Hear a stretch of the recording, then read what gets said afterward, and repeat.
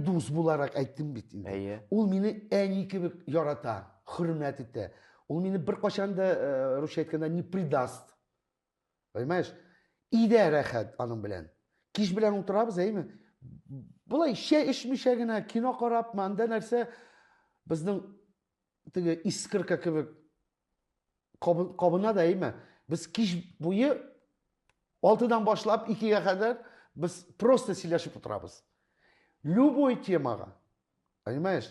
Ул минем минусларны белә, минем плюсларны да белә. Мин дә аныкын шулай, понимаешь? Шуңа күрә безгә хәзер гомумән без бәхетле. Мәхәббәт, мин аны мәхәббәт дип әйтә алмыйм. Мәхәббәт безнең 18 яшьтә, 16 яшьтә, вот анда мәхәббәт, цветочный период әйтәләр бит. Бездә юк, мин шәшкәләрне бүләк итәм лилиягә, бүләкләрне ясыйм, бүләк ясыйм.